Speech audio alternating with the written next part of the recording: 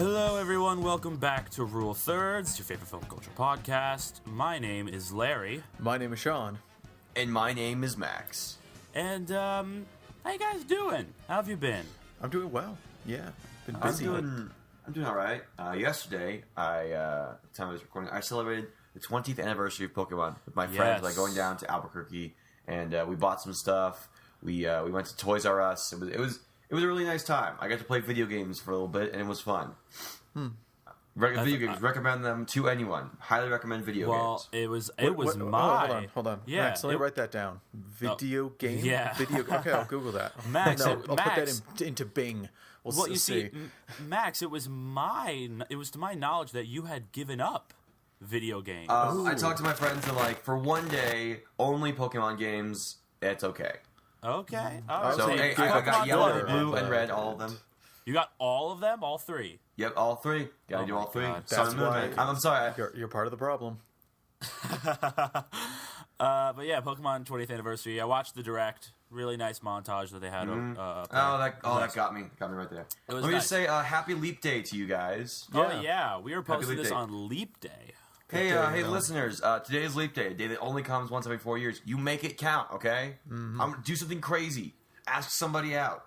Go have a bunch of pizza. Do whatever. Just go do something that you're gonna remember for the next 4 years. I will probably do one of those. See, my problem. And not the other one. No. I'm You not can't. doing either. No, you can't do. My thing is, you shouldn't do something crazy on Leap Day because then you'll never be able to celebrate it. That's a good point. The anniversary of that thing. Like I always felt bad for people who had birthdays on Leap Day because you never just think how officially cool celebrate. that would be. Well, I guess it is cool, but you still age, I guess. But it's weird. It's like a whole you technically don't have a birthday until every 4 years. No. It's interesting. Well, we should probably move on, but I just want to say, because it's related to this podcast, very much so. A few days ago, if everyone didn't see on Twitter, our listeners, I relaunched my web series Preview. I did see that. Oh, is that right? Did you? Okay. So Preview is up. Thank you for your support, Larry. Of course. It was on The Force Awakens. I thought, hey, I love that trailer, but how does it hold up after the hype? The answer is well, but watch the video anyway. Nice, that's good. Yeah, and then I've got. And you plan on continuing? Yes.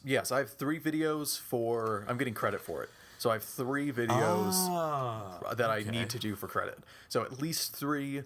I probably won't be doing more, at least not in the immediate future. I already know what my next one is. It'll be really fun. It'll be a shorter one. And so, yeah. And I'm also going to start editing the senior thesis film that I'm editor on this week.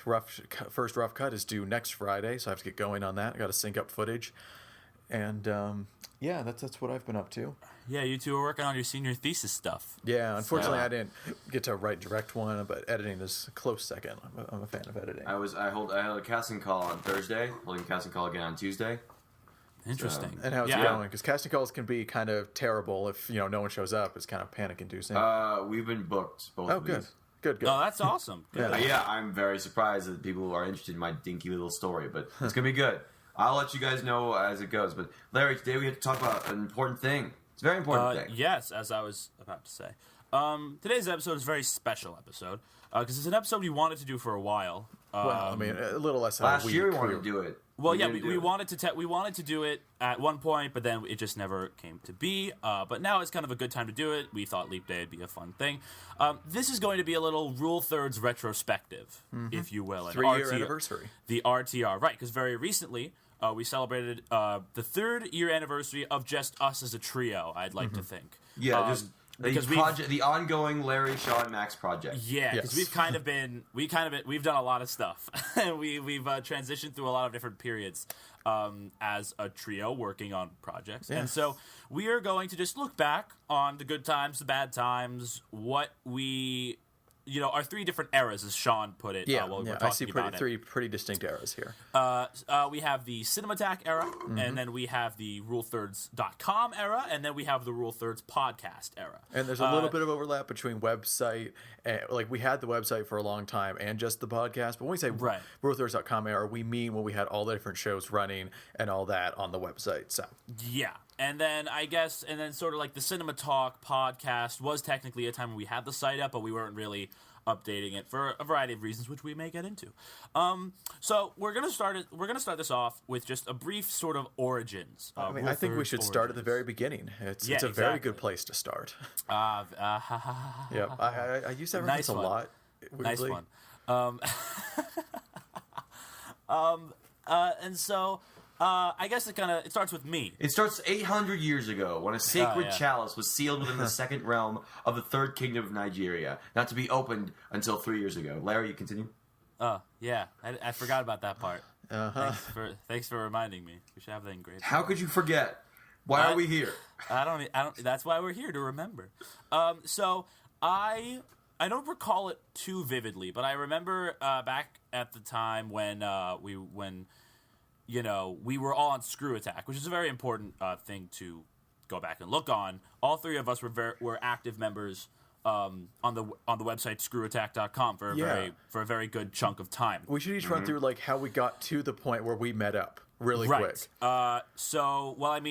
It all sort of starts with. So I guess we'll just go quickly ScrewAttack stuff real quick. What we were doing. So. I was a G1 on ScrewAttack. For those who don't know G1, Generation 1, it's the name of the user on ScrewAttack. Generation 1, it just means G1. It's not Generation 1, it's just G1. I heard it was Generation 1. Generation 1 is for Transformers. Okay. So I was just a user on the community, writing blogs, doing community projects and stuff. And I was a pretty active member for a little over a year, I believe. It was a nice time. I worked with a lot of interesting people. And I think, Max, you were in a very similar vein. Yeah, I had been a G1 since 2008. I've been doing blog stuff. I've been like contributing, gotten into arguments with people, that kind of nice. thing. And nice. I started hosting stuff. Like I did this thing called the G1 Forecast, which is when G1 would talk about games coming out in the next week. I remember doing that, and I also put up like videos that I would make for class online, and people liked it. That's actually one of the first instances of like talking I ever had with you, Larry, when you commented on this video I made like in in January 2012, full year before talks for this project even began. Was that the Toy Story video? Yeah, that was. I love that video. I still love that video. It's really well done. And I guess I should also mention how we all met in particular was I did a podcast on ScrewAttack for a while called Sidetracked.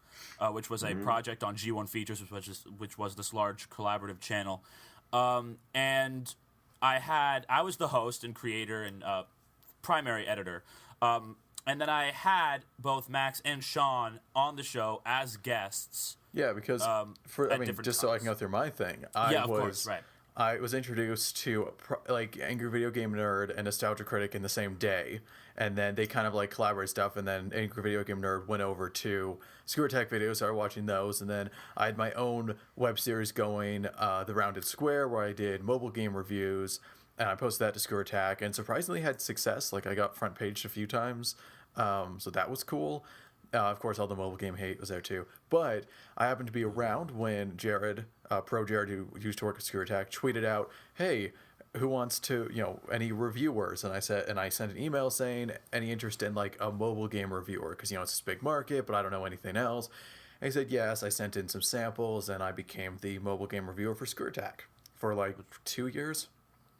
Yeah, which is pretty awesome. Yeah, and so that's why I was on Sidetracked, is because it was like I was part of the website kind of in an official capacity. It was a weird like halfway between official and unofficial. Like they were official reviews. I wasn't like in the building like with the staff.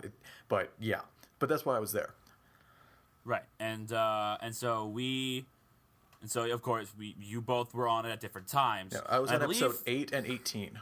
And Sean, I believe, did you edit one of them at one point? No, I don't think I ever edited. That was me, actually. That was Max. Yeah. Okay, so Max, I was looking for editors badly because life had gotten busy, and Max actually helped me edit.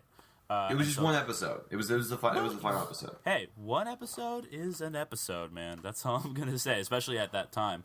And so Sidetracked was sort of fizzling out by the end of it, just because there was a lack of interest in people. This is about late 2012. Yes, late 2012 about. And I had been on YouTube. I've been watching a lot of movie reviewers on YouTube, and I've been watching a lot of movie shows. And it piqued my interest to create a movie show because I was a fan of movies at the time, nowhere near as much as I was now. But I liked movies. I could say I like to watch movies. Well, I mean, yeah, I like movies. But Isn't that everyone? Well, yeah. Sadly, no. Not everyone. But I would say my interest in movies did go a little farther than that. I was a little bit more interested in things like just all the movies that were coming out. I wasn't just going to a movie just for once or twice. I was highly invested in the community and just the overall film industry at the time. And so I wanted to make a film web show. And so it was going to be for G1 Features. It would be a new project, and I had pitched it to the heads of G1 Features at the time. And I was looking for 2 co-hosts. So I tweeted. I think I tweeted you something. Just posted a tweet. I remember this. Yeah.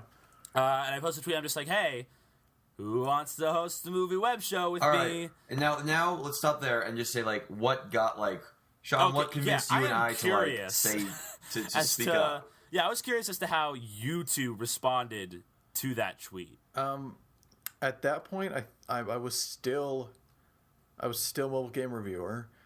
I was in high school. No, I wasn't. It was what would that have been? Freshman year of college. I genuinely don't remember.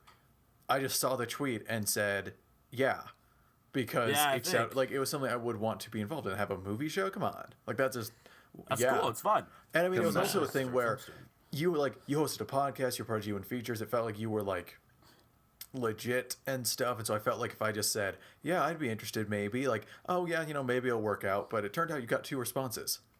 And so kind of by default, here we are. Well, honestly, it was the only 2 responses I needed. To be frank, because you two seem like the most proper people to have on because you're both film students in college, and you both knew your stuff, and you knew films, and you could talk about them, and you seem like the only 2 people who actually were willing to have, make content about it and share your opinions about it much more in depth than just, hey, I liked it. I'd like to think we're more. Yeah, I'd like to think we're deeper than that. I'd like to think so as well. Max, anything else you like to add about the tweets? I remember at the time it was winter break. I remember this was either late December, early January. I think maybe in between Christmas and New Year's. And you posted that tweet. At the time, I've been watching content producers the way most people watch television, and then it's just a thing in my life that I just watch every day. And I wanted to do something. I wanted to make a web show. I wanted to put myself out there because I'm, even though I was a film student, I wasn't really good at telling stories. You could argue I still don't, but in this case, I wanted to say something and be a part of something that I could get behind, like a web show. After all these years of watching content producers, I might as well just become one, right? Yeah. And I remember the only other person who responded was somebody who I had argued with on Twitter before. Pacific Rim's trailer. I remember it well. From humble beginnings. Wait, we argued about the Pacific Rim trailer? Yeah, that was the first thing we ever argued about. No, I thought the first thing we ever argued about was... No, don't say it. I'm going to say... Don't say it. Don't say it. Sean, come on. It was a debate about Angry Joe and some poor adjectives used by Max, so even he has backed down so much he doesn't want me to repeat it. So I think we were all dumb in our time. No, the first of many. No. This is the beginning of the excellent... Rule Thirst training video from humble beginnings. Exactly. This is something that one thing that I we'll get into this later, but I love the interesting almost character relationship that Max and Sean formed through the show. But seriously, though, Max, because I completely forgotten, we argued about the Pacific Rim trailer. Yeah, you said it was a bad trailer. I thought it was a good trailer. Huh. And I thought it was like a good trailer that was also messy, and you were like, no, it's terrible. And we just argued about it. Well, and thus that foreshadowed one of the greatest episodes of ScrewAttack. I remember that profile picture you had where you were looking at the camera all serious with your movie logo on your left or whatever. I remember it, and you were and I was like, oh my god, this guy is so self-serious, gross. What movie logo? Oh, Vulcan's Forge Films? Yeah, Vulcan's Forge Films. Great logo. My dad designed that. It's awesome. It was cool. With the slate clapper on. It was good. I want to use it again sometime. But Max, your profile photo I remember was a weird doodly scribble of you, and it looked weird. Oh, is that it? Yeah, and I had no idea. Those are the things my friend made in high school. Yeah, is that really what it used to be? Oh my god, that was for a long time at the beginning. Yeah. Anyway, we should probably get going here. We're not even starting the project. I don't remember anything building up to it. I remember our confusion because I remember talking to Max a little bit earlier, and then we got to you, Larry. I said to him, like, so what is this? Like, you're and you had some very vague ideas, Larry. Why don't you talk about that a little bit? I did. Did I? I don't remember that beginning meeting. I do remember I was pitching the idea to this guy, this user Jets.acx, who was a G1 who was managing G1 features at the time, and I said I wanted to create a movie web show that sort of covered a lot of bases. I wanted to have reviews in it, but also talk about news and trailers and sort of cover a lot of bases. And he was like, "Wait, Larry, I don't want you to make another podcast." And I'm like, "No, that's not what it is." Oh, I remember that. Yeah. And he sort of figured, because that's what I was been doing for a long time. And I'm like, no, this is like a web show. Like, this is a much shorter, more condensed, different segments, video-based, not audio-based. Video-based web show. And it really, I don't think it really started coming together until we really started making it. Because then when I had everything, ready to edit, I took that first look at that first episode that we had put together, and I was like, okay, this is what it looks like. I'm good with this. I don't recall, what did I say? Did any of you guys remember what I said in that little like interest meeting sort of? Oh, I want to do a review, I want to do a trailer show, and I want to do a recommendation show. And we're like, what the hell are you talking about, Larry? It was the most vague instructions ever. I guess so. And so it was kind of you were like a freshman in high school at the time, right? Or a sophomore? Sophomore. Yeah. So it was kind of, for me, I sat down like, okay, so I hit play on this video. What am I watching? Like, explain it in those terms so I know what this is. Like, and I remember you kind of didn't have it like fully laid out, but what it became was basically, I think, a news show too. That was also yeah. What it became was almost variety show. Yeah, kind of a movie variety show. Yeah. I think it's still unique.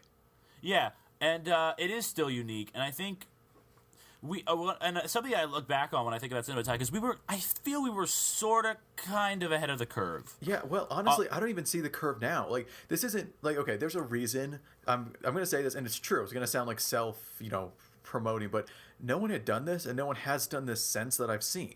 And there's a reason. Right. People want to watch, like, specifically what they want to watch, and so the idea of, like, this combined, like, show, like this 20 to 30 minute video that has all the sections in it.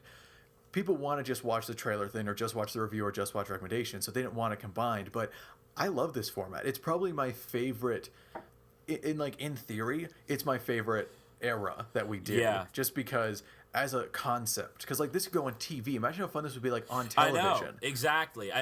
We basically made a TV show. Yeah. For lack of a better way to describe it. Yeah, it's like a movie-based variety TV show, and then we threw it on the web. But what were we going to call it? We just couldn't figure it out at the time. Remember this? Yeah. We were really struggling.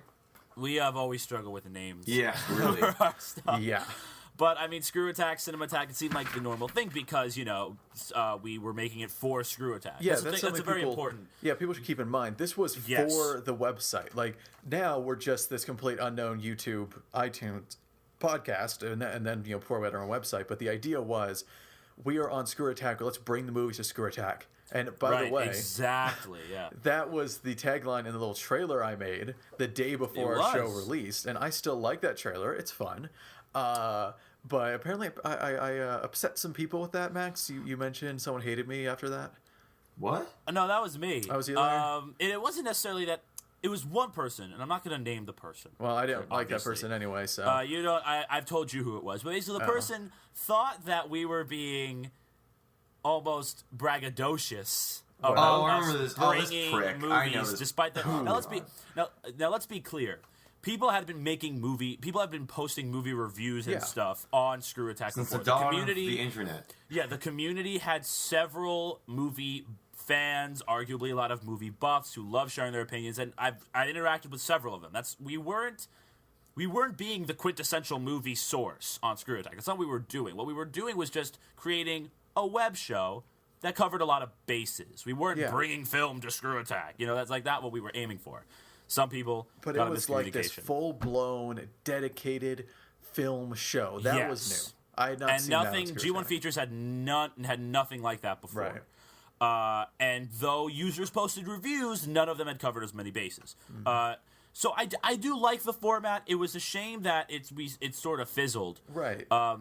And I think I don't know. I really liked I think we were ahead of the curve because we made longer videos that were in a longer format. And I think now on YouTube, a lot of YouTube users are okay with that. Yeah. Are okay with the Honestly, longer if we tried video this format. now, we probably would have a little more success.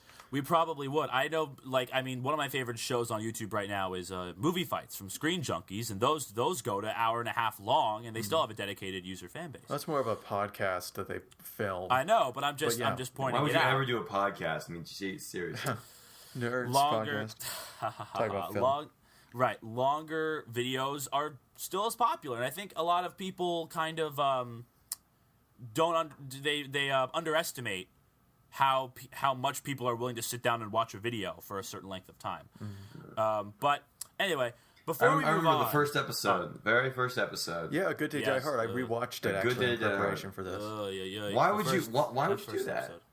Because it was. Why would you rewatch A Good Day Die Hard in preparation for something? That No, you the episode. The episode. Oh, okay. God, I haven't seen the movie since. Yeah, why would I? No, And a God. good thing. Yeah. I would not rewatch the movie, but I rewatched the episode. And honestly, guys, ScrewAttack was good.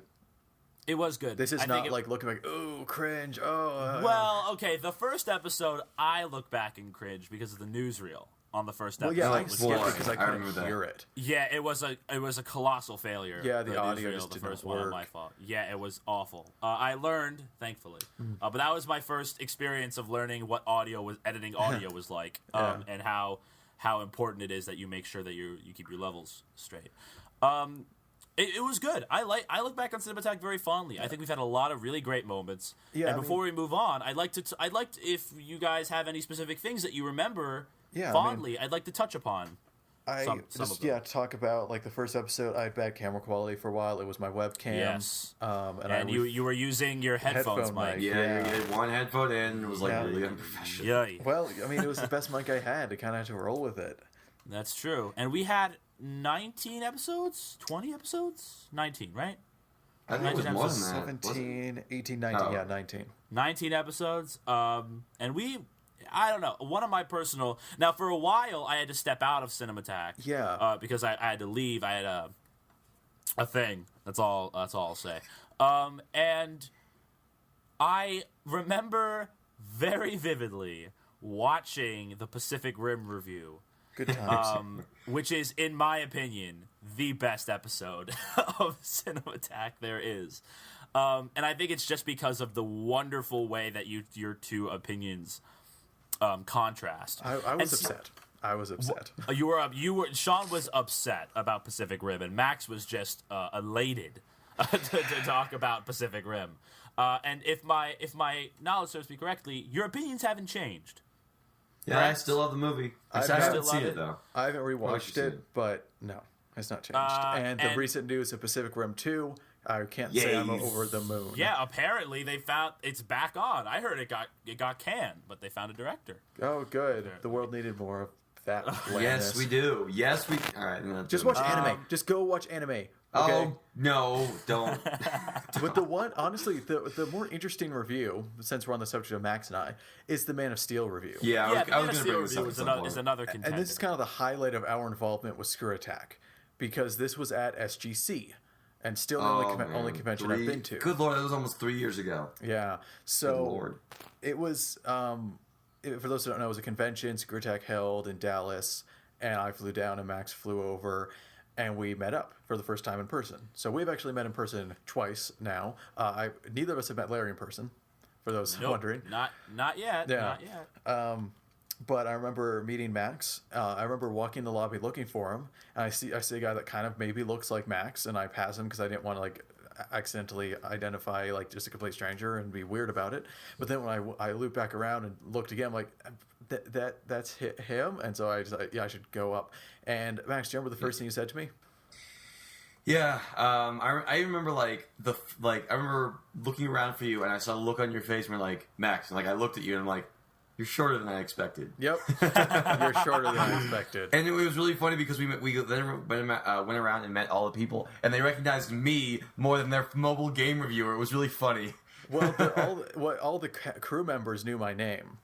everyone but they I all bumped knew like, into- oh, Side Smash, like, dude, it's like they knew me a little bit more than they did you, and that was very strange to me because you were the mobile game reviewer. I was just a guy who did things. I don't remember that. Like, I remember. No, everyone, I remember this knowing clearly. My name. Nervous Nick, High School Ben, all the, not Craig, but most of the most of the crew members. I remember this. But man, we then debated about Man of Steel, and I was like so tired from everything that was happening before. Yeah, we recorded in the, I think it was my hotel room at the convention. We just sat next to each other and argued, and it turned out pretty well, I would say. Again, I was very upset at the movie. I want to be real. If you go back and watch that video for whatever reason, I don't normally argue like that with people, like even back then. But like I was so tired, like so done Max was with really Sean's tired. BS. I just like I could tell you weren't fully in it. Oh god, especially listen, SGC's amazing experience. Well, at least that year was, and I was so tired, so I didn't, I was like, oh my god, I don't want to do this right now. Yeah, you especially after seeing how you argue outside of that. Mm-hmm. But see, the thing about Man of Steel that it doesn't stick with me as well is because Max, your opinion sort of has gone lower. You've sort I of, guess it does. I haven't seen the movie since. I have no. Well, yeah, me neither. Thank God. Well, but I'm rewatching it before Batman v Superman. well, I guess I'll do that I might check it for the out. I sake mean, of it is a day long, so I don't know if I can watch it. Yeah, see, we all sort of agree-ish now. The movie's I not that great. I don't know if it's bad. It might be. I don't know. But the point is, let's see. I also remember going to see The World's End like a month Yeah, earlier you got and an reviewing that. exclusive thing. Yeah, that was Let's see. cool. Yeah, I I like remember. my thumbnail for Wait a that. second. There needs to be a truth that needs to be said here because it's been 3 years, or maybe I already told you guys this. Our fourth episode was about Oblivion. Yes. Is it time? Is it time? Did you never watch it? I never saw it. Are you serious? Oh my god. And you were talking so much crap about it. I did. I gave you so Oblivion, much crap by the about way. it, and I know at the time I was so busy. I was like, "All right, if I do this, they're gonna be really mad at me." But you know what? I'm just gonna leave it mad like at you now. this. I cannot believe it. You gave it so much crap. You gave it 1 out of 5 stars. Yeah, I did. I just trashed it.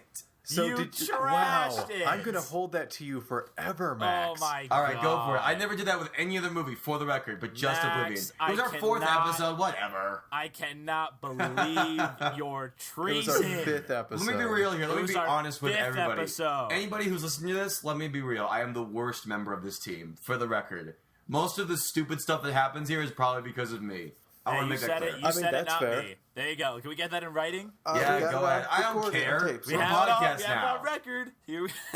What, you think I'm going to be like, I'm going to take that back? No, it's true. I own that. Okay. Well. I fooled you guys for 3 years. Okay. Have you even Max. seen it now? No. Well, screw you. I think it's worth one watch at the very least. I didn't love it, but I Good thought it was Lord. fine. Yeah, but for the record, I didn't do that for any other movie. I felt bad, but I didn't want to say anything. You should. You should feel bad now. Yeah. Forever, honestly. Oh, Yeah. come on. You should feel bad until you're like 90 and you're on I your let deathbed down and you're looking all of back our and you're no like, "Oh, viewers. I should have seen Oblivion. Hey, back then we were getting. Look, our Oblivion episode has 260 views. Oh man, 260 So, that is not one dedicated viewer. followers.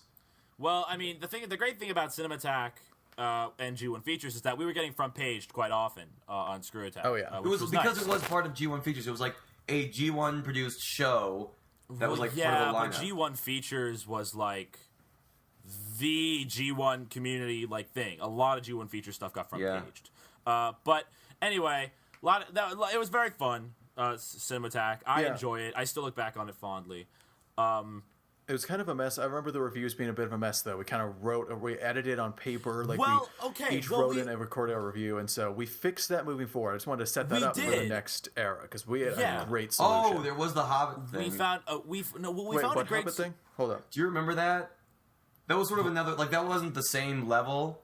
I told the you guys. The Desolation of Smaug. Yeah, Desolation of Smaug. I saw that movie. But Okay, I told you good. guys I would watch An Unexpected Journey and I never got a chance to. Yeah, we knew that. Well, honestly, got that really was for mad the at me about better. that. Honestly, that was for the better, just out of your experience. Yeah, going in. for the experience. For the record, it's probably my favorite Lord of the Rings movie now. But yeah, looking back, like, it was Oh, wow. a cool experience. Yeah, it is. Wow. Yeah. I said it. whatever. I just want to point out, yeah, Sean, we did sort of come up with a way to fix that yeah. by the end, which we'll get to in the next. Hold on. Are you talking about the idea for what would come next? No, we're talking about just how we edited it together. Oh, okay, yeah, because that was difficult. That was. It was very difficult. Our reviews were so, and also, I want to mention for this, I like that we cycled through. Like I did Newsreel, and then I just kind of went around. That was a lot of fun. And we all got a chance to do. There were a lot of fun moments of Newsreel. Before our Newsreel was. My favorite joke I ever made was going through I think Screen Actors Guild nominations. And Oprah Winfrey got a nomination for Lee Daniels, The Butler. And so I was going through them, like, so-and-so for this, and Oprah Winfrey for The Butler. It's like, that was a good joke. Oh, my, yeah. You've all had some good moments. You and Max and Sean, you guys really did Newsreel very well. I remember, Newsreel was a fun time. I remember one joke in particular where it was like Man of Steel 2 is going into production less than a year after the movie's released. And you just have a breath there, a sigh. I was just like, this is what the newsreel is all about. So an old-time kind of voice meshing with a modern-day sort of humor. Yeah, it was actually quite good. Man, now I'm upset that we can't, continue all this. Well, I mean, arguably we can. But actually, that's the thing I have a little surprise I want to tell you guys about in a little bit as we continue on to the next era, which we probably get to very soon. Okay, I think the reason why we talk about this so much is because ScrewAttack is it was such a production. There's so many memories that come with it. Like, we tried to do skits this one time. We always fought over stuff. There was one time where I didn't do a newsreel and you got mad at me, Sean. Well, yeah. Because I was like, because all the news was just about superhero movies and I was so tired of talking about them. So I was That's not your job. Superhero movies. I remember. We are tired in the talking episode. about I put in a disclaimer talking about how Max didn't do a newsreel. It's very passive. I remember. It's so forward about it. I don't think it counts as passive aggressive. It was just kind of aggressive. So Max didn't do a newsreel. Yep. I flat out set it and throw it on Max. Ain't on me, folks. That's on him. One of these days, I think I'm just going to marathon through all of ScrewAttack. Yeah, I did last summer. I watched a couple episodes in prep. One episode that I watched was our last one, which was The Secret Life of Walter Mitty. And what I loved about that episode was our announcement. Yeah. Because that was in a very exciting time. Although there is... Yes. I have some reservations about it. Yes. So ScrewAttack, we were kind of all agreeing the format wasn't working. Our schedules were too busy. Yes. We weren't. It wasn't working. The format wasn't gaining enough. Let me take credit for this. Okay. This all came from an argument between the three of us that I started because I was so tired of editing these episodes and getting nothing in return. Listen, call me selfish, but when you invest 30 hours into editing a review or just an episode of ScrewAttack, you want a little bit back. And by that point, by fall 2013, nobody had been watching. Nobody cared anymore. And we were so reliant on each other because we were each doing these massive pieces. And so I was sitting there Larry or Max, give me the newsreel or give me recommendation Domination, or everyone else had sent in stuff. I'm like, I've not finished editing the review, or I haven't done the trailer thing yet. And so it was hard for us to work because we were each working on huge pieces. So it wasn't as much a team effort because it was more just we were all working on pieces and then we threw it to one person to assemble. It was rough. It wasn't working out. And plus, we were getting busier and busier. Yeah. Especially junior year for me of high school was really rough. A lot of stuff. And then you guys were, as college progresses, you guys had more work. So. Right. Yeah. So, and that was the first year of freshman year, you take a bunch of classes and then you get through the gate to get into the full film program. So that's when I had hit the actual film program of sophomore year. So, work got more, intense. Yeah. And with college stuff, I was starting to look into colleges and started to do applications. And it got way too busy, and we realized that just with our schedules, we weren't able to do this. We couldn't just all take a piece and then wait on each other, right? And especially with the reviews, we all had to wait for each of us to send in our little reviews. And the reviews was the critical thing to nail. On the restructuring, I guess, of our show. Yeah, we had a restructure. My idea was. We split the videos, and you were against this originally, Sean. I remember you were so against this. Well, because here's why, and I wanted to bring this up because just so the audience knows, I am the Julius Caesar here, and my co-hosts are Brutus 1 and Brutus 2. Because I got a phone call, I got a Skype call late one night, and it was basically Max and Larry saying, "Hey, we're gonna end the show with or without you." Here's our ideas. Oh, you guys were I prepared remember to that. kick We were me just out. like, you know what? We're just gonna do it because listen, the three of us, we're people. We have flaws, and Larry and I knew that Sean would. I mean, Larry and I believe that Sean would react unfavorably to it, so we're just gonna charge in, guns blazing, not really sure how it's gonna fly out. It wasn't so much like we're not gonna listen to it; it's that we're gonna make this move. We know you're gonna fight against it, so we're gonna make sure that you know that we're gonna not. And I did fight against it, and I would like for the record, I still would not support what you guys approached me with. What was the thing we approached you with?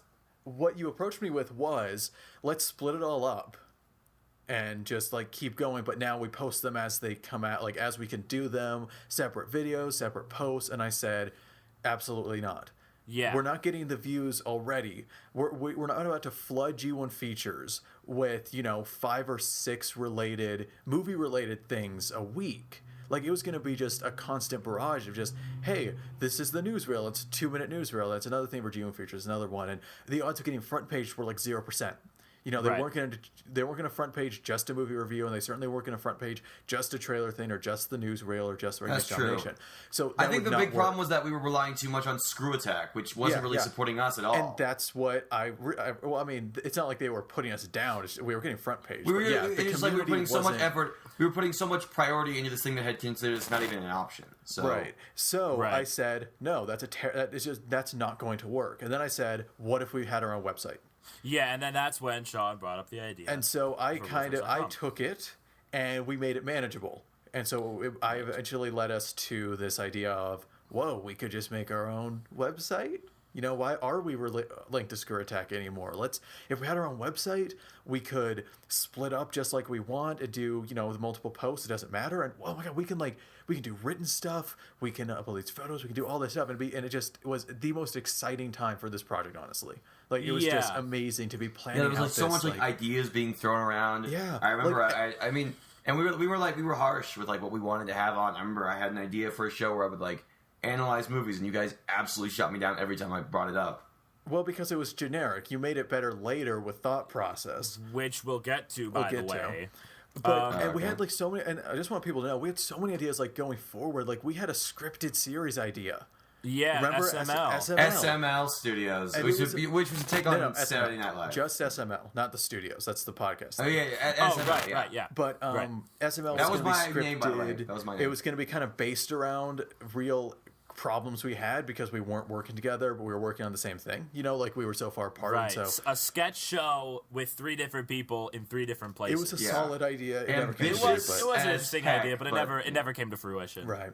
But anyway, we should get to it because I love the website so much. Yeah. So let's just quickly go over the transitional period. So we did our episode of Walter Mitty and we made the announcement, and it was a really interesting time because we all had a lot of interesting ways we wanted to take our shows. Sean was very passionate about trailers, and he wanted to do preview. Yeah, so that was something. That was an early thing. Was if we each get a show, kind of, what's it going to be like? Actually, why don't we just list out? Should we just list out these shows? Yeah. So let's we never really because a lot of these were from Cinematheque, but we never really pointed out what these were. So let's work our way up because I want to end with discussion on the new video review format. Okay, so let's start with. So actually, how about we start with just some of the really smaller stuff, like reviews with brevity. Yeah, reviews with brevity was something fun Sean idea brought up to us. We just kind of dropped. It's a good idea, and I did that top 10 favorite movies of 2015 thing on my Twitter, and it kind of reminded me, these are kind of fun just to whip up a little graphic review. So I might go back to. I have no idea, but I've reviews with brevity are basically a one sheet graph with our pros, cons, things we liked and didn't like about a movie. Yeah, it was great. Yeah, really loved doing this. I just kind of forgot about them. We stopped doing them and it fell off. And same with written reviews. We did a handful of them, but we pretty much could cover everything we cared about in the video reviews. So they kind of slipped behind. We continued doing Newsreel. Well, I feel bad about Newsreel because we were working through all the shows and we're like, yeah, Max, I guess you get Newsreel. And we just sort of threw Newsreel onto Max when it really wasn't the show he wanted to do. Because I had the voice that you guys liked. That's all. Yeah. Well, to be fair, I will argue that you did the voice the best out of all 3 of us, in my opinion. You will go back and watch this though, and you can't really understand what I'm saying. Yeah, it's sort of, kind of. We really should have captioned them if we could. But then, and I guess we can use this to transition, and Max was finally fed up with it, and he wasn't really making that many. And so we were like, well, you know what, Max? Let's just make the newsreel a written thing. So we transitioned the newsreel into a written format, which worked. I completely forgot about that. Yeah, which worked technically. I mean, we got 2 or 3, and I liked the format. I especially liked how we italicized our own thoughts afterward, which I think was a really interesting idea. And Max decided to make his own show called Thought Process. And the first episode of Thought Process, in my opinion, it was really good. I really liked it. It's a really good video. I really liked it. And Max, to this day, will not admit that it's good. Because I don't think it's good. But it is. If somebody were to watch that video, they'd be like, "Oh my god, this guy's so pretentious." No, no. Look, Max, listen to me. I will never hesitate for a second to call you pretentious. That video was not pretentious. Oh my god. Look, the reason why is probably because this past summer at a Los Angeles mixer, which is like this thing where people like of all different parts of the film industry come together. There was a screening series for all the students who were interns, and I showed Thought Process because I thought that was the best work I had, and I got a few walkouts. People just walked out and they didn't come back in until the next video. Yeah, no, we talked about that in person in Santa Monica. Yeah, it was not. Yeah. Well, I'm not asking for sympathy when I point it out. I'm just like, that's why I sort of cringe at that video. Well, were all the works did the work have to be narrative based? It just could be something that we made, something that we could call out. And because I would expect people would walk in to expect a film. Yeah, maybe, somebody did point out maybe it's just not the right audience. It's funny. Yeah. It was this website that we haven't even named yet that would lead to the stuff that I'm doing today. RuleThirds.com. Oh, right, yeah. Let's name it. Oh, my God. The name was so God, there were so many arguments about this because we just didn't know what to call it. We wanted Rule of Thirds. Yeah, yes. Rule of Thirds. And that was taken. And I emailed the guy, and he said, no, we're not selling it. Even though he wasn't using it. Which was really strange to me. I mean, he doesn't even use that URL. Does he still do things on that website, or is he just... I don't know. I have not checked it since. It's a redirect. It's a redirect URL, isn't it? Oh yeah. He might. So we use didn't it for even use else. it. I'm just like, what's the point? Yeah. It was so annoying. And then Sean was like, well, how about we get rid of the of? And honestly, guys, now I like it more. I like the name more. I admit it does kind of roll off the tongue now. And I may have gotten. I was sort of like, I wasn't like angry about the name, but I was like, it sounded so dumb. And I still get people who are like, Rule of Thirds? I'm like, no, rule thirds. That's what I did. Yeah, that's how it always was. And it's a fun name. I like it to this day. And I will say that naming is the hardest part. If I have to think of one part that is like the hardest in a production, or at least our productions, it was naming things. That was tough, yeah. It was so tough. The next show, probably like the Greats, Larry. You want to talk about that? The Greats. The Greats was our most regular thing, like of the side shows. It was kind of our most regular thing. You had the whole season, like a genuine season of the show. Yeah, but that was just because I had the most time out of all of you. That's true. Out of all 3 of us, because I was in high school. And I will say to this day, though, that I think you guys really underestimated my high school workload, because it was every time you brought up how busy you were in high school, Sean would always shoot you down. Yeah, Sean, you'd always call me out for how busy I was in high school. I was a busy guy in high school. Okay, well, how was college, Larry? It's in my opinion, it's easier in many ways. I'll ask you in a year. Ask me in a year. Although this past week was crazy because I had like 3 video drafts, dude. It was crazy. I enjoy making the grades. Looking back, it's interesting. My idea for The Greats was that it was sort of a biographical series that sort of looks through the lives of different celebrities that I personally saw or film people that I personally saw were like some of the true great artists. And I would post it on that person's birthday as sort of like, that's a good idea. Thing. That was a pain in the butt. Yes, but it was a good idea in theory. Yeah, I have to look 3 weeks in advance for like, or 2 weeks in advance for like something that I could do, because I know I couldn't make them weekly. It was just that wasn't going to work. So like every 2 weeks, every 3 weeks. I did an episode on Channing Tatum, looking back, which was a strange. I think that was just a desperation idea. Honestly, looking back, pandering to an audience. Although I will admit, it is impressive how his career has sort of flourished at such a young age. It's such a varied career. But through The Greats, I sort of came up with my number one idol in the film industry, which is probably Charlie Chaplin, and that was a passion episode for me. because I love Charlie Chaplin. And it was so strange how that ended. I love the ending of The Greats. It was like this, like, Spirit Quest. Kinda, and it never Quest, came back. It never, and I kind of like it how it never came back. It was sort of just like, it's time for him to try to forget just by not making the show anymore. Exactly. Yep. That was sort of it sort of is a nice sort of symbolizes us with Rule Thirds almost. We had to go forward out of Rule Thirds to just sort of move past to greater aspirations. And I love just the skit that we did at the end. I thought that was just really fun. Yeah. And I really liked making The Greats. I loved getting into the campy suit and the set. The set was ridiculous for The Greats because I had so many different random things I just put on a table to make me look as fancy as possible. And I got to drink wine, which was interesting. But that was a fun show. I was constantly getting criticized by you guys to make it better. I remember many times. I mean, like, I think it was because we both saw so much potential in it, and like, Larry. Okay, for the record, we all have our quirks.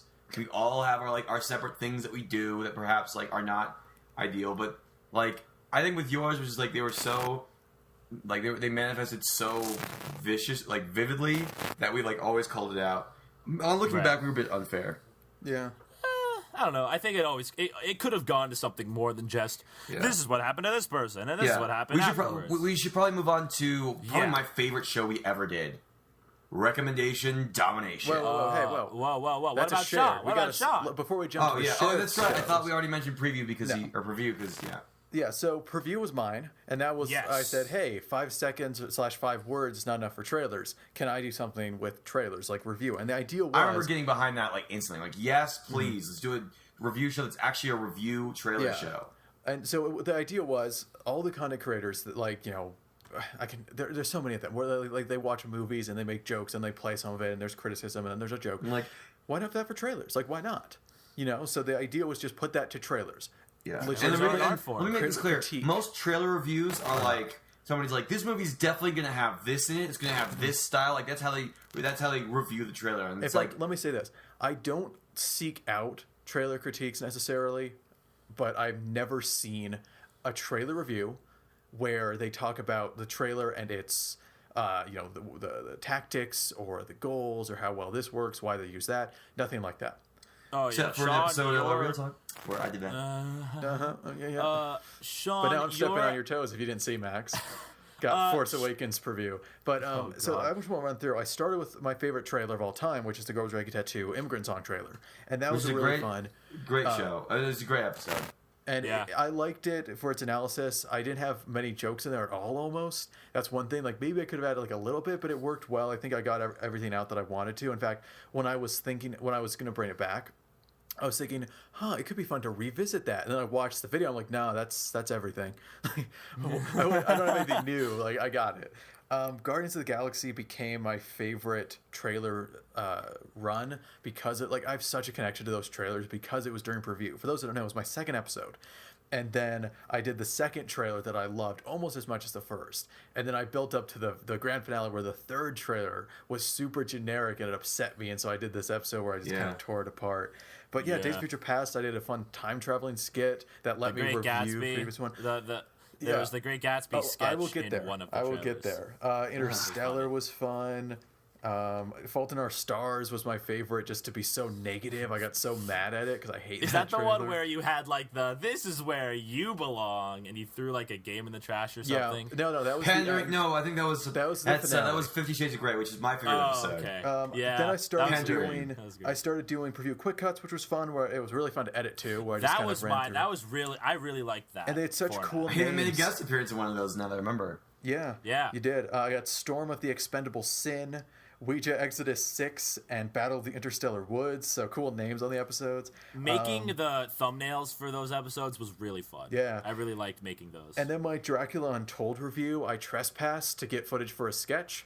That was fun. In the middle of the night, I was up in some bluffs, and I turned out to be on private property. Can I make a general statement? This was all during the summer of 2014, which for me is the summer of Rule Thirds. Mm-hmm. That's how I remember it. Totally. Rule Thirds and my job at Office Max. That's how I remember that summer, because it was just always focused because of something else that we'll get to in a little bit. But mostly because a lot of my efforts from the day I got home to the day I left was all about Rule Thirds videos. Mm-hmm. It was a good time. Yeah, and then I did Gone Girl, which was fun because that was a trailer from Mark Woolen and Associates, who I interned for them.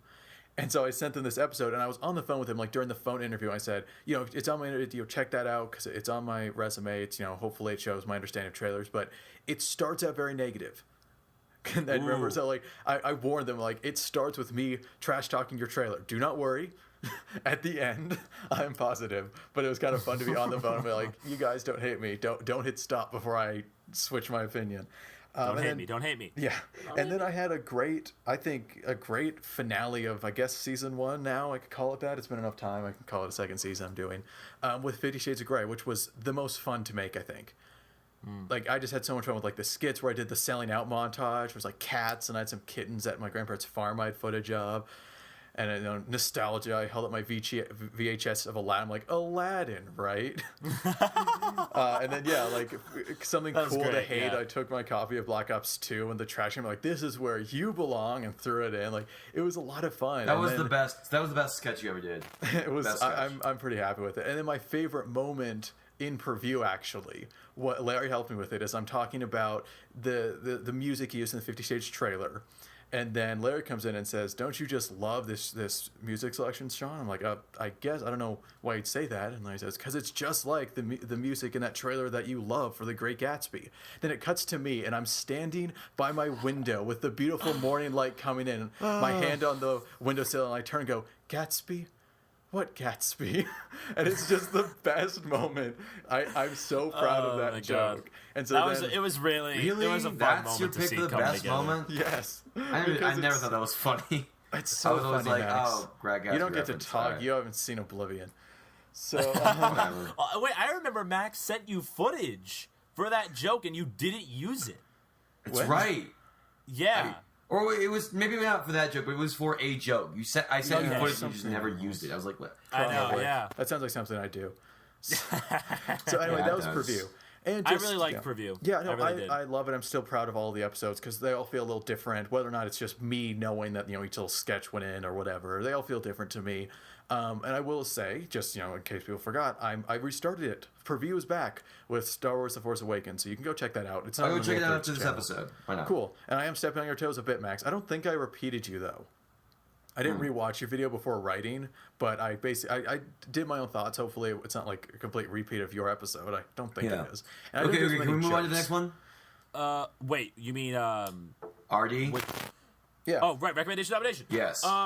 This was the show that was the weirdest in the beginning with ScrewAttack. I said I wanted to do a recommendation show, and they were like, "What?" And again, what? my name. I remember this. And Max came up with Recommendation Domination. Yep. And he also did you also come up with using the song Battle Without Honor Humanity? I don't think so. I think that was you. I don't remember. I'm not going to take credit for that one. I don't know. But it was a great song. Our long tradition of using copyrighted work as our theme music. Oh, Run. Blah, blah, blah. Recommendation Domination WTFU, guys. Hey, we are totally breaking fair use. WTFU is legit. We are not. Yeah, no, we're not. But Recommendation Domination was always fun. It always gave us... See, the thing about Recommendation Domination was that whenever each of us got it, we all infused our own style into it. Yeah, that's why it's like I think the best thing that ever came out of our no, I disagree. We'll get to what I think our best is. What our best, like... Because it was us just gushing about like movies, making jokes, we got to do whatever we wanted. And that was really freeing. Or if we could link it at all, we got to talk about it. It was a great idea. Yeah, I always remember having an issue with making mine way too long, which was always an issue for me. I'm still working on my conciseness. But one moment I remember specifically was in the episode where I talk about Nightcrawler, the movie, which, by the way, is one of the best movies of 2014, where I made a joke where I photoshopped Jake Gyllenhaal's head from the trailer of Nightcrawler onto, like, Nightcrawler, the X-Men, and I had it in there, and you watched the episode, and you were just like, and both of you were like, no, you need to cut this out and re-export it and re-upload it. And I'm like, guys. It's because it was a jump scare. Yeah, and I'm like, guys, it was just a joke. And Yeah, you're like, but I no, hate jump it was scares. awful. And it's a really, really, really easy, not clever joke. I'm sorry, yeah, it is. I know. Well, Yeah, I know. Look, Max and I are standing by it. Yeah, it was awful, but I just remember that moment in particular was like I still have that Photoshop, by the way, on my desktop. Oh, good. I don't know. It's just it always brings back memories. Oh, good. Good. Great. There was one moment of a recommendation domination that I do remember. That's Sean staring into the abyss at the end of one of his recommendation dominations, and like it zooms in and it goes black and white and it starts like. Which was shaking. that? I don't even remember. remember, but it was like it scared me. It legitimately was like, Sean, are you okay? You all right, Sean? I think I was okay, but I can't say for sure. Yeah, you also had the Family Guy sketch, where it's like you had the hand that said Family Guy on it that was like hitting you in the head multiple times, like Family Guy, stop, Family, stop it. Was stop it Family Guy? Yeah, Remember, it was like, for you A said Million Ways to Die in the West. Yeah, and Oh, you said yeah. like Family Guy hits you in the head with its morals all the time, and you had it was the hand morals, that said like morals. stop it. Yeah. Yeah, that was a good one. But The only other thing I want to say about quick thing, just before I forget. The only other thing I want to say about recommendation domination, like as a whole, is it took us a while to nail down the ratio. Like, because the first episode was 2 previous, 1 coming soon, and 2 like VHS. I mean DVD. Not VHS, DVD. 1 coming soon, and 2 movies on DVD, or no, 2 movies that are coming out on Blu-ray and DVD, and 1 movie for the future. Yeah, we just kind of 2 for the past, 2 for the present, and 1 for the future. Oh yeah, Yes. yeah. I remember that. yes, But yeah, and we then changed that up. Changed that. Yeah. For the better, Yeah. honestly. It just kind of got too bloated. 3 is the magic number. Mm-hmm. At least my opinion. Max, anything else you remember about RD? Let's see. I just remember having the pleasure of. Here's the thing. I know I worked on it during spring 2014 semester, but it's I always come back to that summer when the one time Sean actually supported a joke I made for the Dawn of the Planet of the Apes review. Do you remember this, Sean? No. Or Dawn of the Planet of the Apes recommendation domination, and it began with you were. It began with something I do a lot on this, which is make a fourth wall joke. Yeah. And I was like, I think of a good tagline for this episode, but I turned to the camera and go, "Show has already begun." Yep. And you were actually totally down with that joke. I and was. I was It's like, a great one. It's a great one. It was, and Nice. it's great. It's just really fun to just gush about movies. Yeah, that it a is big fun. thing. But I think we Yep. really should move on to the thing that really made Rule Thirds work. Oh wait, can I just mention one other particular memory that sticks with all me? right, go for it. The Muppets RD. Oh God, I remember this. Oh my God. So. Wait, did you list this as a favorite memory? Why would you list Well, this? no, it was just one of the memories where we got All right, real heated. guys, listen. I like to think that for the past 3 years we've always been very transparent with our audience. Perhaps sometimes too much or in the wrong place. But let me be real here. I have been the cause for a lot of problems we've on gotten this into show. a lot of very I don't know what it is. arguments. I don't think I'm a bad person to work with, but you guys just because we're so opinionated, it gets really spiky. I we missed- get what's the really Muppet on the one? offense. Okay, yeah, so here's what so Max hated Muppets Most Wanted. Of course. I did, yes, but I wanted to make something good out of it. I wanted to talk about the Muppet Show, which I love so dearly. That's right. Right, and we so were upset. Okay. Max didn't really make an RD. Yeah. He just sort of made a montage of a bunch of different Muppets show sketches. Yeah. What I wanted to and let we me took it out. explain. What I wanted to we do. took it off. What I wanted to do, and I know this didn't go well, was that I wanted to make a video where I basically take the sketches of the Muppet Show and I have them in there while I am the guy in the curtain where I'm all right, this next one is about this. And I was also the first assistant director on a short film that same weekend, so I had no time. And every time I tried to put it together, I was frustrated. It took me 2 hours, in front of the camera to try and make this work, where I was sort of a Muppet, and it just did not work. None of it went well. It wasn't well lit. It didn't sound very good. I was like, okay, so what if I just did a little a little just montage of my favorite sketches from the Muppet Show, just for the sake of doing it? And you guys got so upset. Oh, yeah. Well, I mean, to be fair, I will say it was a well-made video. It just wasn't a great Oh, I know RD. what you said, Sean. You don't think I'll remember, but you remember what you said to me. I actually don't. It was just 4 minutes of you jerking off to the Muppets. Oh. Yeah, no, probably. Oh, shut up. I thought the video it had a lot of heart, Look, but it just wasn't an RD. Look, it was not an RD. it was basically you threw aside the entire like convention of the segment. I guess in this time. I do this show. a lot, actually. I do like to change things up for the better or worse. But no, this isn't changing things up. This is completely throwing it away. Okay. And in doing so, it seemed to be the only reason you did that was just so you could talk about something you really liked and talk about how great it was. And that's what Recommendation Domination is, though. You just talk about stuff you like. Yes, stuff as in plural. It was so singular and so focused. It just felt so. Well, what you said, as in what I said. So I guess emotions were high. Sorry, that was. I remember it was during the lunch of that Yeah, production. I was like trying to get everything going, and you guys like had to talk to me on the phone. I was like, "Guys, I'm trying to do a production here." You were so upset. I'm like, "Okay, fine. No, I take it back. That was not true. I was editing the episode during the lunch of the assistant director thing. That's what was going on, which was not a good idea. Not a good idea at all. That was rough. Yeah, that was just a moment. I can't believe I gave Muppets was one of the 5 out of 10. Jeez. All right, should we move on now? Yeah. So Cinema Talk is next. Oh, that's right. Cinema Talk, the podcast. I mean, that's not much to say. It's what it is now. I like that we're still doing it now. Right. We said basically, let's do a podcast, and we all liked it, and it hasn't changed.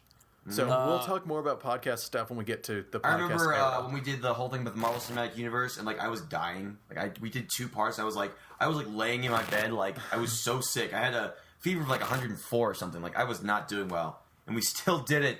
And I think if we look back and listen, you can hear I am dying. Was the MCU Phase 3 episode in Cinema Talk or Rule 30? No, not Phase 3. It was Phase 1 and 2. We went through all the other stuff before. No, I know, but one of my favorite episodes was Phase 3 when I hadn't seen the Phase 3 lineup yet. That was so awesome. And we announced it to you. That was great. Which was interesting. That was a great day. Okay, man. We'll get to the podcast stuff. I said we jump to my favorite thing we've made. May I talk about it for a bit?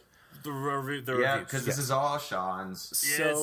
Maybe we should like lead into it from the videos what did this type of video used to look like? I got this. What we used to do was we'd each write a review covering the points we wanted to of each movie. We'd send in the written script and the footage to the editor. And at least my process was I looked at the scripts and organized it and literally copy and pasted. Max, you were underlined. Larry, you were italics. Because bold just stood out too much, so I just used italics and underlined. Everything I say is underlined. And then I would just organize around, written as to who said what and what goes where, and then I would edit that out. And so what ended up happening was it was a unscripted it was a scripted conversation where we had no idea what the other people were saying. Oh my god! It's amazing it turned out as well as it did. All honestly. right. I'll make this quick. G.I. Joe Retaliation review, Larry. Do you remember this? When we both had the same analogy. It was amazing. Completely unintentional. Same analogy. And it flowed so well. Yeah. Stuff like that was like a minor miracle. Yeah. So that was a good review. One of my personal favorites. The fix turned out to be my favorite thing. And it was my favorite thing to edit, to record, to show people. It was on my resume for editing just because it's a complicated editing setup. It was also because Larry's friend James, I think his name was, I remember this very well. He pointed out that like the reason why people aren't watching our reviews is because we weren't enthusiastic in them. Like there was like one he took a screen cap of me with Captain America giving it a 5 out of 5, and like I looked like the most bored mother effer ever. Yeah, kinda. And I think that was what like inspired the idea to change it. So it's because we weren't talking to each other. And so the solution was, I believe this was on me. I set this up, right? I figured this out. Was my idea. Right. Okay, good. I seem to remember that, so I'll take credit. What it ended up becoming was we all got on a Skype call, right? Video to each other. And then we all had a camera pointed at us on this Skype call. And then we all just talked about the movie. And we organized it with bullet points. But we just got to talk about it for a bit. And so what it became was 3 feeds of us talking. And then the editor got to decide, hey, what's in it, what's out. You got to shorten for time and all that. But then people, you cut to reactions, you cut to people, what they're saying. I loved using reactions to, cover up jump cuts. It was just easy editing tricks like that. And it was, I'm so proud of those reviews. I will say this, if I could do one thing from all the work we've done together, if I could bring it back and we could keep doing it forever, it would be that style video reviews. I say we do that for something. Like, what if we did it for something that comes over this summer? Civil War? Civil War? Yeah, I'd be willing to try that. Maybe not Civil War because I mean, I just won't have any space in here, maybe. And also, Well, we're also both graduating, Sean. We the gotta do that. Yeah, I'm graduating the day after Civil War comes out, so it might be crazy for me too. But we'll see. But okay, so I remember this. I think Larry and I were both very opposed to the idea because we thought it would be an editing nightmare. And like I loved it. I never really edited. Really? I edited one. You edited one episode. It was all Sean and me sometimes. And Sean and I remember you both being at, and you both were like, I don't know, Larry. I think we'll go back and forth. And I was very busy. I didn't know if I'd be able to do the. Yeah, this is where the whole summer Godzilla thing really comes to play. Edited or something? No, I did Angry Video Game Nerd. That was the one I did. The last one we ever did. And I did it, and I edited it, and it went well. And you both were kind of impressed at how I was able to manage it. Yeah, well, yeah, I was. And it's fun to edit it, and I do like the style, and it's just. I don't know, there was something originally interesting about the idea of 3 different reviews being spliced into one, like the original. And let's be clear, they weren't Sean's style of putting all the scripts together wasn't made until like Rule 3rd started. It was late. It was late. It was very late. Originally, it was just we all made our reviews, whatever they were, and the editor took them all and tried putting them together. Right, and I came with the paper method is kind of what I called it. Yeah, and a lot of the time, some of the reviews just didn't work because of that. And also, they were really long. Like the Lego Movie review was like 10 minutes long. Like, geez. Well, the Lego Movie review was 12 good. Minutes, though. Yeah, I think it worked very well, though. I think that was a good combination. But it was really long. So Sean came up with that paper idea, and then we came up with the idea of filming and doing a 3-person review. I remember our first one, Godzilla. We had to redo it like 4 times. Yeah, remember this? We had technical problems. We had issues. Yeah. But it was so worth it, you guys. I can't stress how much I love. Because it's unique. I love the idea. Really it is. You can't really. I mean, you can sort of find it with like other review shows, like they're just talking about it. But the idea of cutting between 3 people in different places of the country, you can't really find it anywhere else. See, this is us using our what's the word? It's not unideal situation to make something creative. Because every other show with 3 people talking about movies, there's a million of them where they're just in the same room talking, and those could be good. I'm not saying like we're better than those, obviously, but like this is unique because we had this creative solution to us being so far apart. We all recorded, and then we just cut between. We got to use reactions. We got to it's my favorite. It was my favorite thing to edit, even more so than preview. And I loved editing preview for like the jokes and stuff. And Newsreel was fun to have the old timey voice. But I loved reviewing that because I loved just having It was a great feeling to have those 3 different tracks on my timeline. Hit play. I'm like, okay, I highlight moments I like, then I go to the second track of like Max or me and watch that, highlight them, and then see where those moments lined up, and then cut it all out and move stuff. Like I would do all the time where like a reaction from the beginning of the review, I'd throw it to the end because it fit okay. So it was like this. I just love it. So I would watch Days of Future Past review I really like, the 22 Jump Street review I really like, and I think our Guardians review went really well. So if you're interested, I think that was me actually. That was the Guardians review was me. I remember I did 22, and I'm pretty sure I did Days of Future Past. Yeah, that's the one that you're proud of the most because it was really short, but it really got the points across, even with all 3 of us. Yeah. That was the 22 Jump Street review was the one I sent in with my resume for editing because it was it was concise, it was tight. You got all the points. It switched around really well. So that was like I think the best edit, and it was a little later in the run, so I had like some practice with it. Speaking of which, all right. So can I say something actually? Or yeah, sure. So what you'll notice is that those reviews all came out during the summer 2014. As I mentioned before, for me that's like the summer of Rule 3rds. Mm-hmm. And it's kind of sad because that also happens to be the summer that Larry left. He was not around during that summer. You remember this, Larry? You remember this, Sean? Yes, I was. Oh yeah, and I think it's just because Sean and I basically had to take over where Larry left. Like we had to we wanted to do a newsreel. We did these reviews, and I just remember like Teenage Mutant Ninja Turtles, Cinema Talk, as in Teenage Mutant Ninja Turtles, Guardians of the Galaxy, Dawn of the Planet of the Apes. Then we did like all the cinema talks. It was all just the 2 of us. Mm-hmm. Like that was and you guys made it work. Yeah, we did. You guys really did. We did, and it was like even though you came back later on, I think it's also because of that would lead into what came next. We should probably get to that real soon. Well, I just want to say I particularly like the Transformers: Age of Extinction review. Mm-hmm. Oh yeah. And I wasn't in it, but I just love how you guys Sean was just like, I don't have a grade. Me neither, and I didn't have a grade either. And I was so worried that Sean would get mad at me because I didn't have a grade. Because I'm not really a guy who likes number scores, and like Sean is mad at me about that. And like he thought I would just be using it as an excuse not to do it, but I still don't. So that was like, Oh, I do. Yeah. It's a dan. But yeah, I really did like that format. It was a lot of fun. And I think we should bring it back this summer, just like once or twice. It would be nice to make one. I would love to make do one or Civil two War. more. We could have done it for Star Wars. Like that would have been big enough. But Yeah, that's true. We could do it for episode 8. yeah, Whenever- that's when that way comes in the out. future. Who knows if It this is. is? So Should we talk about the collapse? All right. okay, now let let's me start be this because clear. I was the one who started this snowball that turned into a Well, collapse. see, what I remember is that right in the beginning of Rule Thirds, right before we even started, Max was like, guys, I just want to ask something. Are you sure we're not biting off more than we can chew? Yeah. You know, are you sure we're not doing too much? We're like, nah, man, it'll be awesome. All of us are doing different things and everything. I just want to be clear. Rule Thirds collapse wasn't just like a moment. No.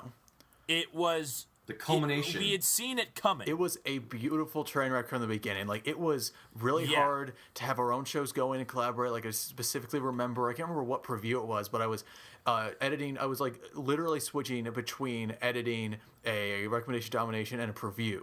Like, in the same evening, I was switching between the projects. Like, it became a thing. And we still had schoolwork, of course. Yeah, obviously. But having to Yeah. juggle all these projects, it was really hard. And having hell. Yeah. But it was so worth it.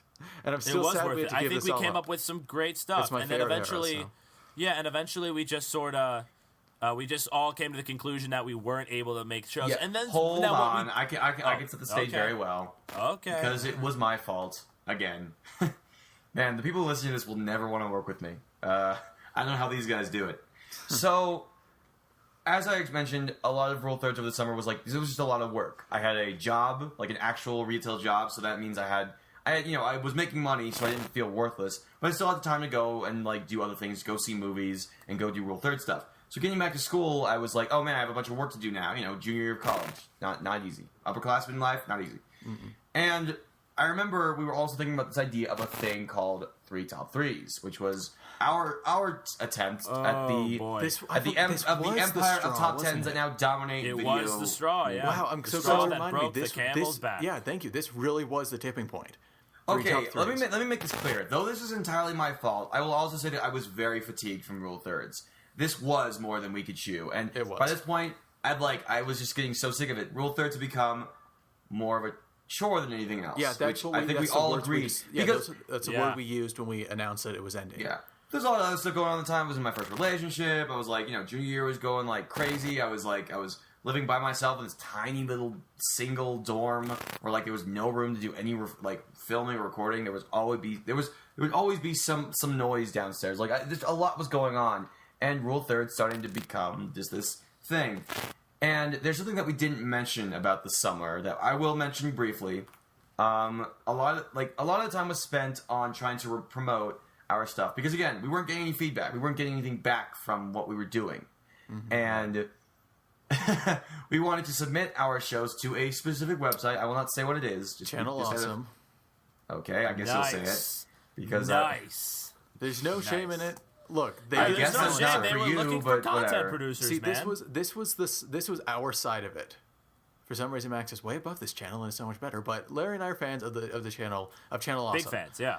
Yeah, And- I don't think I'm above it. I just don't like it. Yes, you do. But And there was a call for new. They were going to a huge wave. They were going to pick up new content creators, and I said, "Wow, this is an amazing opportunity. I like our content." This is so sad. This is such a sad story. I know it's film related. I think it's like in the style, like especially preview. I'm like, this is based off like Nostalgia Critic or like Cinema Snob or Todd and Show's, like that style of just take something, show clips of it, critique it, then make a joke. Like it's in that exact style. Like this is right up their alley. And so we sent in our film reviews, we sent in Cinema Talk, I believe, we sent in the grades, we sent in preview, and we sent in the first thought process. Thought process was rushed out to get to this deadline, if I remember. Am I wrong?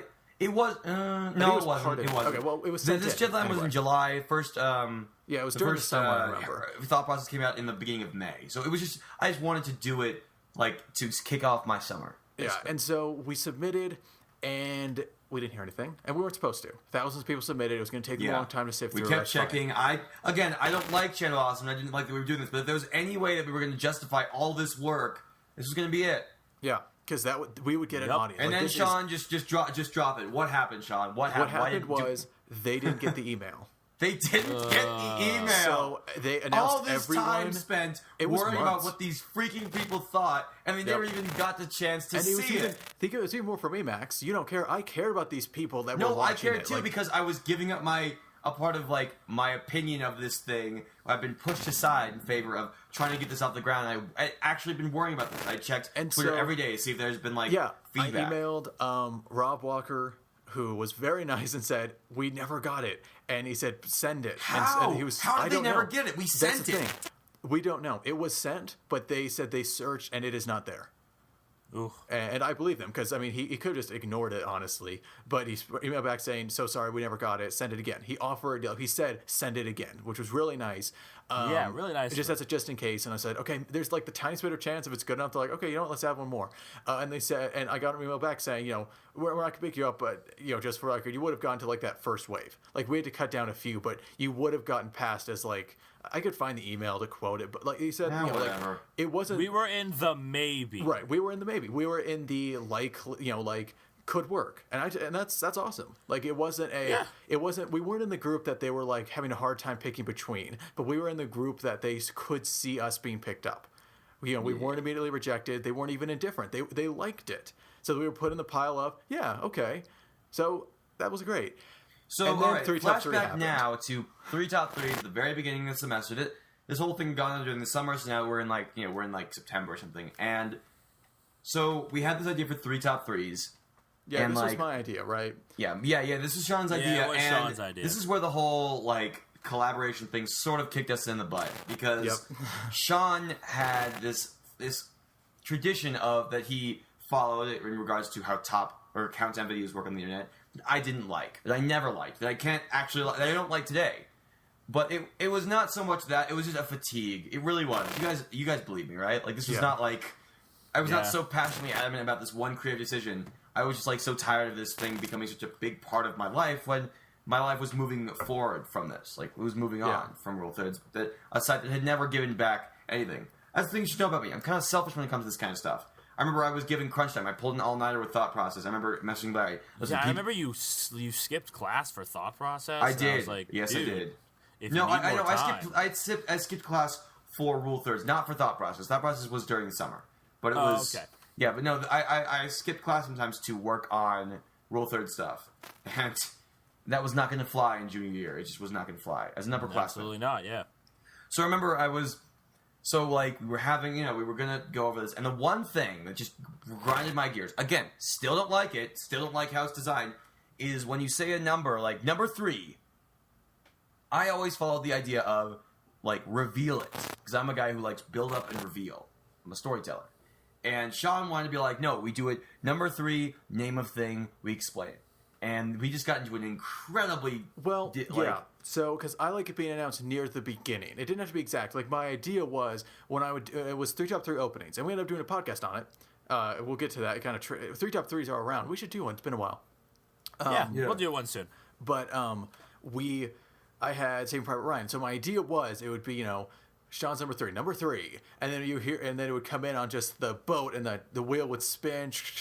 Then the door would open and gunfire. Then we would find out. It would show some of the chaos, and then it would go Saving Private Ryan, something like that. So it did have a little bit of a weight. But what Max was doing was somebody talking for a little bit, and that was Saving Private Ryan. That's what he would have done. You had that's Back to the Future. And I like both styles, to be fair. And I wanted the consistency, and I think just getting to the point, because you can do the build up in that short amount of time. I like build up too. Yeah.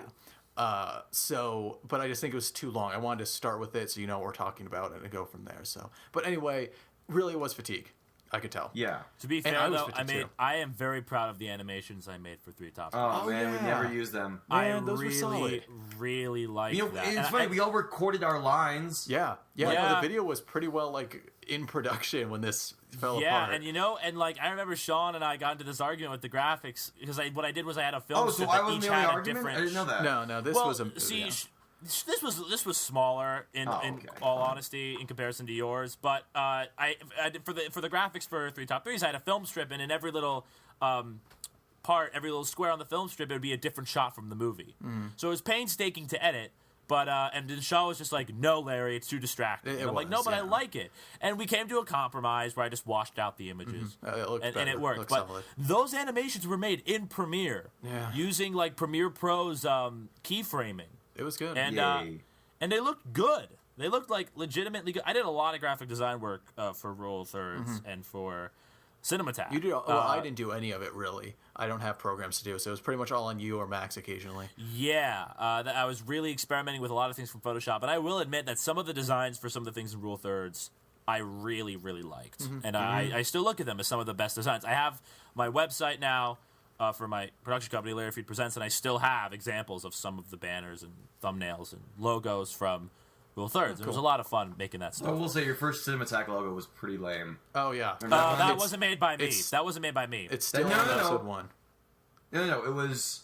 Yes, guy. episode It 1 was is a like guy. the film strip. Then Jets made the ScrewAttack one that was like had ScrewAttack in the background, the logo. Yes, which was obviously better. Yeah. To be fair, the A lot logo better. worked. For the record.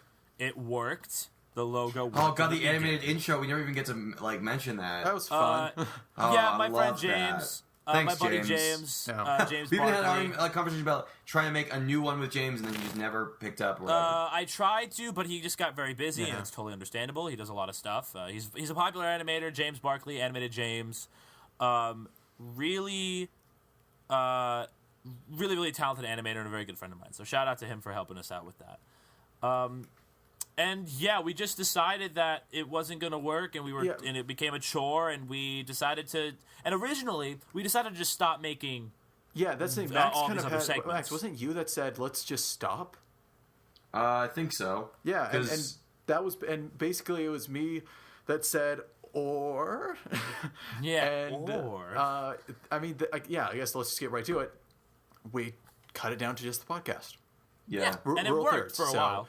It's I just remember now. this. Okay, let me give you. Here's the best way I can surmise what I was going through, because this is making me sound very, very bad. So our last video was the AVGN review, like our last video review, And you were upset. I was upset, but that's not why. I would not stop because of my opinion of a movie. No, Right. I'm not dumb. That happened at night in this cluttered place after I'd gotten back from my first like actual date. Like in the middle of like a really good first experience, I had to tell her, "Yeah, I'm sorry. I would love to keep doing this, but I had to go record a review with my 2 friends about a movie about a video game nerd. Sorry, gotta go." And it was like I just got so mad at myself because I was really enjoying myself, and that's I think where like the fatigue really started. Like just not to pray too much on that, but like that's where I was at. Okay, I was putting aside like genuine good first experiences for something that nobody was watching anyway. And to be fair, we originally kept the website up, and we just did Cinema Talk, Right, which so, and worked. that's- Which totally works. Totally works. Yeah, now it we works. lead into the Bronze Age. ScrewAttack was silver, Bronze Rule Age. 30 was golden, and this is the Bronze Age. So yeah, hey, there's nothing wrong with bronze. Yeah, the third Nothing wrong with age, bronze. most of it, the website was still there. So as soon as we went to let's just do the podcast, Rule Thirds the podcast, we went up on iTunes. That's the third era for me. And I don't have too much to say. I think we're actually pretty close to the end, just because we're in it now. Like there's not too much.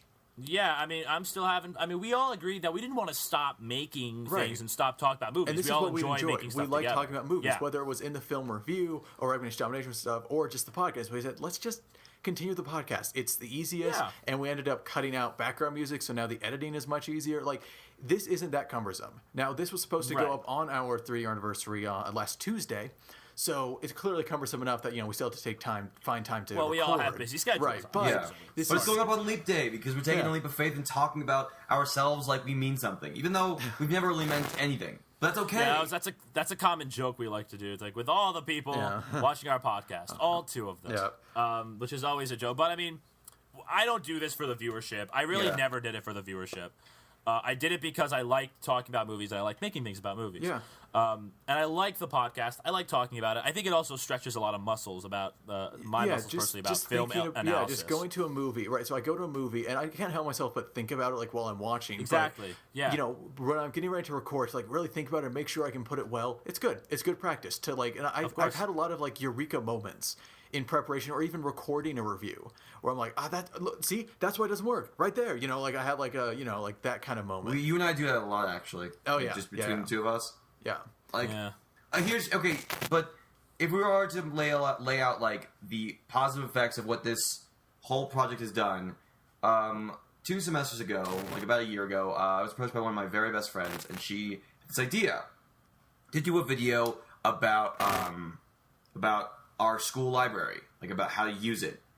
And she approached the library, like one of the librarians, about it, and she had the idea of doing a video about it, black and white, 50s style, with a certain voice at the helm. And I lended my Newsreel voice after showing her to it. I don't know what happened to that video. I know it was like in production. I know it was being made. I don't know if it was ever made, but like just the mere idea that like my stuff is out there and used. Like I remember using Real Thirds, sending for the Did You Know Gaming, a very popular YouTube show that I love so much that I submitted. I did not get, as you can probably guess, nothing happened. But the big thing I want to talk about with this future is that, basically, 2 friends of mine, they were looking at their their like small little production company. They wanted to do a web show or web series about movies, like about movie culture, film culture, you could say. And they looked around and they immediately, I guess, one of their first inclinations was Max Mariner. And they looked up ScrewAttack, and they watched ScrewAttack, and they're like, yeah, we need this guy. He's good on camera. And so basically ScrewAttack and Rule Thirds is the reason why I am doing this show called Real Talk. And that's, yeah, so I owe it all to you guys, even though I am, again, the worst teammate. Well, I just, when I saw the when the promotions for that, I said, Max is coming. Yeah. And I'm like, oh, God. Oh, no. Yeah, that was their idea. For the record, that was their idea. I don't actually think I don't think I'm a big deal, okay? That was their idea. I know, but it was so ego-stroking. I didn't like it either. I just had to go with it because they were it was funny. I just think it was funny. But I think the show is good. Real Talk is a really solid show. I've talked to you about episodes. Yeah, then you stopped. What's good, what's not. Yeah. I wonder if people look back on this in you. 3 years and be like, this is where all these guys were. And then in 3 years, be like, top of our game, directing the biggest movies ever, this is where we were. Yeah. 3 years, 10 years, who knows? Yeah, it's nice. We should really make sure it's archived. Yeah, and I just, honestly, I like having this as just kind of a thing going on because... It's a time capsule of who we are, of where film culture was. It's good to have... I like having something produced. I like...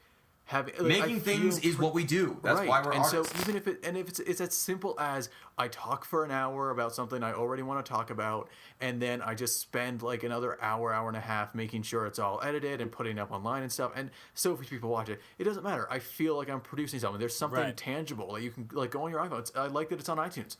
You can just... Yeah, oh my God, that's so cool. Yeah, you can actually download it, and you can listen to hours of our thoughts on movies and seeing them develop and stuff. And sorry about that, by the way. But what? Sorry that there was a chance for you to listen to hours and hours of us talking about things. Yeah. I mean, jeez. And that's the thing. And just, if we're doing a full disclosure of history, I hope you don't mind me saying, this almost ended not that long ago, this summer. Oh, yeah. This almost ended. There was a oh, yeah. If we're going to be really honest, yeah. There was some... Okay, you know what? Let's go, not full disclosure, but some disclosure. Max and I were in LA, right? I'll make it quick. Max and I were in LA. And we spent some good time together. For most of the time we spent together was great. And then we went to Disneyland, excuse me. And we went. Isn't that funny? We were enjoying ourselves, and then we went to Disneyland. Yeah. Okay, to be fair, Disneyland was fun. But basically, what happened was we stayed up super late for some reason. Bad idea. Bad idea. If you go to Disneyland for the whole day, you probably go by yourself. I know it's very, very bad for you to say, that's very bad to say. But you don't go with somebody else because you know you're going to get sick of them. You know you are going to get sick of them. And we had no sleep. Honestly, sometimes our fights are just at the sacrifice of yes. Just come from our own fatigue. Really. And also, for the record, I had these flat shoes, and I was walking 8 miles minimum a day. I was doing walking loops, and my feet were actually injured. I went to physical therapy when I got back home for them. Now I have proper shoes for them, but my feet were dead. I was walking on them all day. For how many hours were we there? We were there, 18 hours? Yeah, it was all day. Yeah, it was 8. It was from 8 o'clock in the morning to 12 o'clock at night. Yeah. Christ. And this was after 3 hours of sleep. Okay, and so we really got into each other's nerves. There was a big blow up because of Max going on a ride as the park was closing, and I was panicked because they were pushing people out. Max is gone. Yeah. He wasn't meeting me back where he wanted, and he acted like it was no big deal for going on a ride and leaving me hanging. As they were I was literally hiding. Because I was genuinely hiding from employees so they wouldn't push me out because I wasn't sure if I'd get the right tram or get the right car. So there's a bit of a blow up, a bit of wallet hitting to the ground. You knocked my wallet out of my hands, and I was like, boy. Max, I'm gonna be real. The closest I've ever been to physical violence was that evening, and it was involving your I'm glad I bring that out in people. That's why I'm a team player. Right, so anyway, guys, hold on. My door. Someone's knocking at my door. Okay, I'll be right back. Just continue. Okay. You guys can. Anyway, Max, if you recall, this of course left a poor taste, but what really climaxed in our review that never happened of Mad Max Fury Road. We had a debate about Mad Max Fury Road. I love Mad Max. These guys can't stand it. Overrated for as hell. reason. I'm sure it's valid. And basically, some things were said. I tend to. All right. Good Lord. I think the big thesis statement here is that I am the reason why we do why stupid things happen on this show. It's true. But anyway, since things weren't said, and we were basically really close to Max leaving and Larry and I doing it on our own or not doing it at all. Luckily, I will take credit for this too.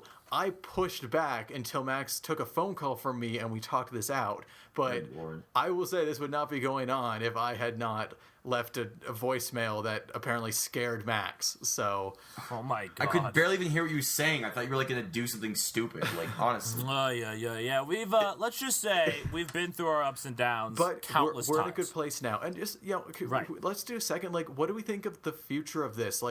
We talked about, hey, we should do another video format like that. I say we do that. Okay, listen, Sean, you and I are about to graduate college. We're going to have at least maybe a few weeks to just kind of chill out, just sort of at our homes before we go off into the world. I say we do a video review of something that comes out, not Civil War, because Civil War is going to be out while I'm still here in Santa Fe, and then I will leave and never come back, and I will maybe what else is coming out in May? We could do X-Men Apocalypse. We could. Yeah, that would be Civil War is such a one. big deal. I wouldn't mind. I know it's a big deal. I want to do it too. Maybe we would not make it weekly. We'd not do it a bi-weekly. We just do it whenever we really want to do it. Maybe we'll do it for Rogue One if we're still in the same place. Oh, and by the way, this is totally as we're recording. This idea came up, listener. This is just we're not, as we're talking. talking. This is not. Yeah, we should do that. The thing about this podcast, and I don't really know how much longer it's going to go, but I think we'll be doing the podcast for a little while longer. Yeah, and here's the thing. We're just going to stick to this format. And it going on, it might end because of good things.